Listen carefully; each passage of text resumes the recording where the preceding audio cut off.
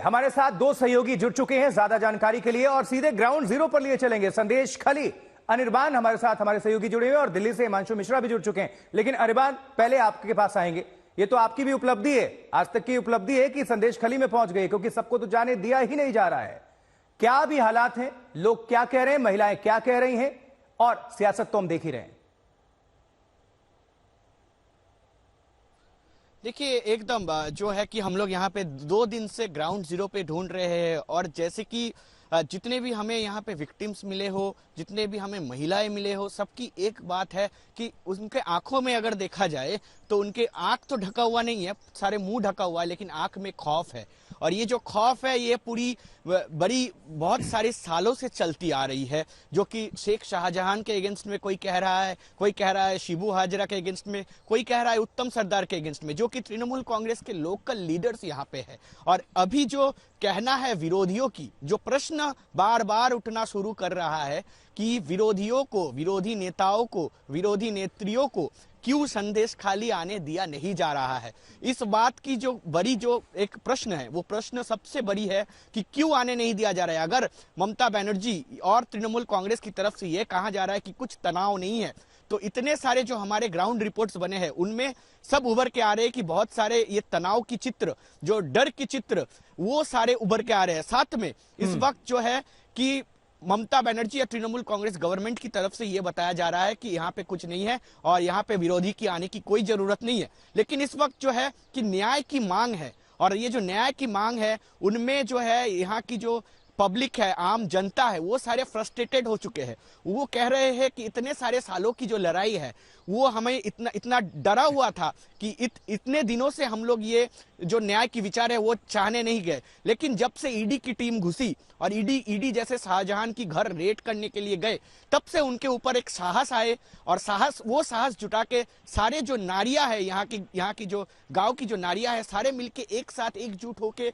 जो है न्याय की मांग में जो है आंदोलन शुरू की। लेकिन इस वक्त जो है कि अनिर्बान, आप जुड़े रहिए और अपडेट के लिए आपके पास हम लौटेंगे, रुक करेंगे। संदेश खाली का मामला अभी थमने वाला नहीं है। भारतीय जनता पार्टी इसे कोर्ट में ले जा रही है, तो वहीं केंद्रीय मंत्रियों ने ममता बनर्जी के खिलाफ मोर्चा खोल दिया है। पश्चिम बंगाल के हालात बहुत आप लोग जानते हैं। हमारी टीम भी प्रधानमंत्री जी ने, नड्डा जी ने भेजी है, उनको भी वहां जाने नहीं दिया जाता है। जिस तरह का माहौल और मीडिया के माध्यम से भी दिखाई देता है कि महिलाओं के ऊपर जो अत्याचार होते हैं, एक महिला मुख्यमंत्री होने के नाते हमारी पहली जिम्मेदारी ये है उनकी कि उनको इस्तीफा दे देना चाहिए और वहाँ राष्ट्रपति शासन होना चाहिए। केंद्र सरकार लगातार बात कर रही है और महिला सुरक्षा को लेकर 10 सालों में आदरणीय प्रधानमंत्री जी के नेतृत्व में देश में ध्यान ही दिया है और इस बार भी पश्चिम बंगाल में भी ध्यान है। लगातार केंद्र सरकार बातचीत कर रही है, हमारी टीम भी पहुंची। हिमांशु मिश्रा का रुख करेंगे, दिल्ली से हमारे सहयोगी जुड़े हुए हैं। हिमांशु, 2-3 बातें हैं, मैं भी रख देता हूं। 21वीं सदी है, ऐसा अगर महिलाओं के खिलाफ अगर देश से कहीं अगर तस्वीर सामने निकल कर आती है तो अपने आप में ये चौंकाती है। किस सदी में है हम। एक बात और, भारतीय जनता पार्टी जहां पर भी रूलिंग स्टेट उसका है, वहां पर तो विपक्ष पहुंच जाता है, लेकिन जहां पर विपक्ष सत्ता में है वहां पर इंडिया गठबंधन या फिर गठबंधन बनाने में ही लोग लगे हुए। विपक्ष किस तरह से हल्ला बोलेगा। तीसरी जो अहम बात है, क्या राष्ट्रपति शासन लगाने की तैयारी चल रही है, दिल्ली में इसे लेकर क्या हलचल है। देखिए, मुझे लगता है राष्ट्रपति शासन लगाने की तो तैयारी नहीं है, लेकिन कहीं ना कहीं गृह मंत्रालय की तरफ से जो है कड़े कदम उठाए जा सकते हैं। इस पूरे मामले पर जो है डीजीपी और चीफ सेक्रेटरी से रिपोर्ट मांगी गई है। उनकी रिपोर्ट आने के बाद गृह मंत्रालय क्या कदम उठाएगा, लेकिन इतना जरूर है कि भारतीय जनता पार्टी पूरी तरीके से जो है संदेश खाली वाले मसले को लेकर चुप नहीं बैठने वाली है। सबसे पहले इस पूरे मामले को जो है स्मृति ईरानी, जो केंद्र सरकार में मंत्री हैं, उन्होंने उठाया। उसके बाद गौरव भाटिया ने इसको लेकर प्रेस कॉन्फ्रेंस की, फिर रविशंकर प्रसाद, और अब 2 केंद्रीय राज्य मंत्री जो हैं, दर्शना जरदोश और भारती पवार, दोनों ने कहा है कि हालात वहां पे बहुत खराब हो चुके हैं, महिलाओं पर जिस तरीके से पश्चिम बंगाल में समय समय पर अत्याचार की खबर आती रहती है, उसको लेकर ये साफ है कि वहां पर कानून व्यवस्था जो है वो ठीक नहीं है और इसीलिए वहां पर राष्ट्रपति शासन लगा देना चाहिए। और ये भी कहा गया है कि केंद्र सरकार जो है वो नजर बनाए हुए है और सही समय पर उचित कदम जो है वो उठाए जाएंगे।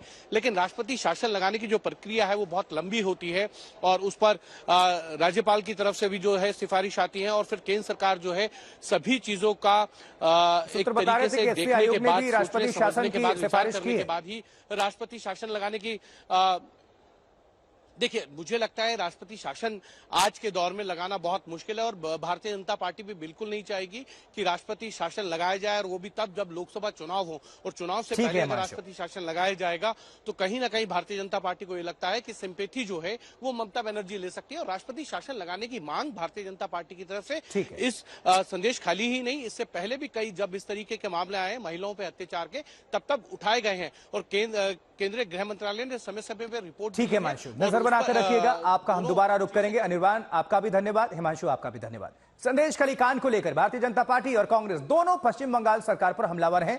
मौका भी है, ममता बनर्जी बैकफुट पर हैं। हालांकि वो बचाव करती हुई नजर आ रही है। शाहजहां शेख की विधानसभा में आई लेकिन डिफेंड करती हुई नजर आई और ममता बनर्जी की कार्यशैली पर सवाल खड़े हो रहे हैं।